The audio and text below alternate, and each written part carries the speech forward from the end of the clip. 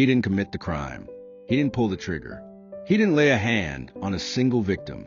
And yet, he got 20 years in prison.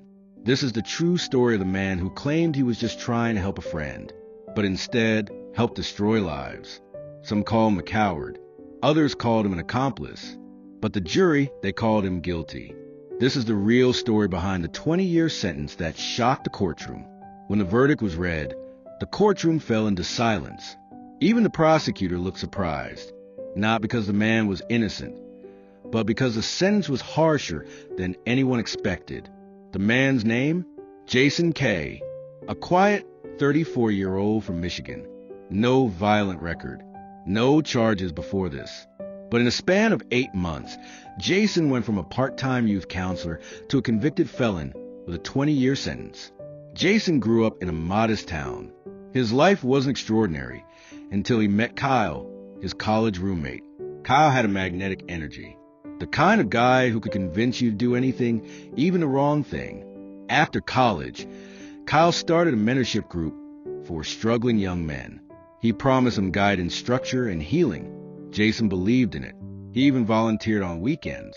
But behind the scenes, Kyle had a secret. Kyle's so-called mentorship group was a front. He was grooming the boys and using Jason as a shield. Jason drove them to meetups. He scheduled the sessions. He even covered for Kyle when parents asked questions. But here's where things get murky. Jason never laid a hand on anyone, never touched a child, never watched anything illegal. But he knew something was wrong. In court, one of the victims testified.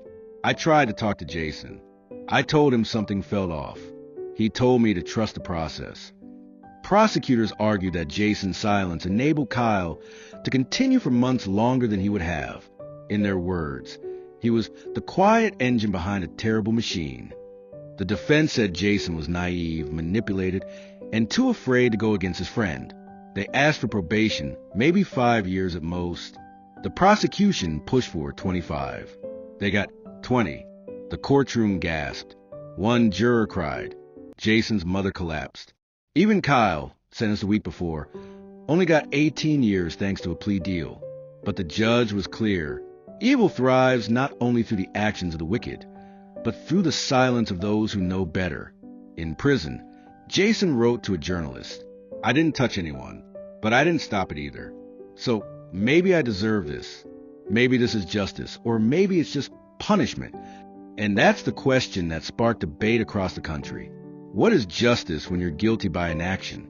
Some say Jason was just a fool and over his head. Others say he made a choice to protect his friend over innocent kids. No one walks away clean. Not Kyle, not Jason, not even the system that missed the signs for years. Jason K. is now 6 years into his 20-year sentence. He spends his days teaching GED classes and speaking, ironically, on accountability. But his story still leaves people asking, is it worse to do evil or to let evil happen while standing by? Let us know in the comments. Was the sentence fair? Should silence be punished like a crime? If you found this story thought-provoking, like and subscribe for more real stories that reveal the dark mirror of our justice system.